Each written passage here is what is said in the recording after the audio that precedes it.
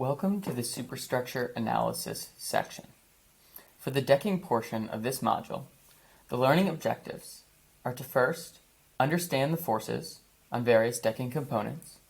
Second, be able to apply the NDS for wood construction. And third, be able to evaluate the decking drawing standards for stability.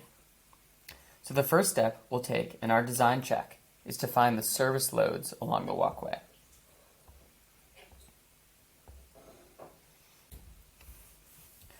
This is relatively straightforward, but does follow a slightly different procedure because we need to use our unreduced live load for walkway elements. If we try to apply the live load reduction anyway, our loaded area is too small to justify any reduction. Because it's less than that 37 meters squared stipulation, we end up with 4.07 kilonewtons per meter squared anyway. And additionally, per section 3.1 of the EIA Bridge Binder Volume 2 Design Specifications, we'll apply a 2.2 kilonewton or 500 pound point load anywhere between the suspenders on the bridge deck.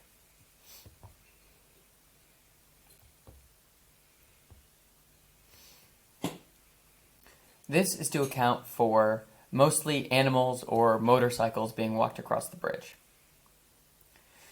And in addition, this can create, as you can see on the diagram, a torsion force.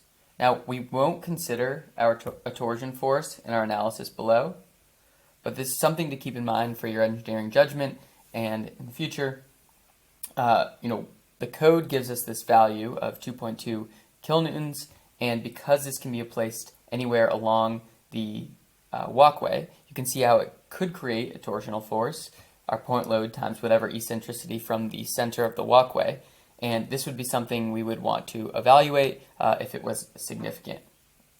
So the code gives us a value, but as an engineer in this situation, we're responsible for looking into the value that is given by the code and evaluating what the worst possible case scenario could be given that those set of values. And it's also worth noting that some of the components will only feel a portion of the dead load because of their order in the construction process. Now, I've drawn it out here, but decking, for example, will only feel the weight of the deck boards, whereas the nailer will feel the nailer and the deck boards above, and the steel channels used as cross beams will feel the weight of the nailers, the deck boards, and the self-weight of the channel, and will take the full dead load. Now in the next section, we'll go into more about our components and loads for the W3 or W3E details.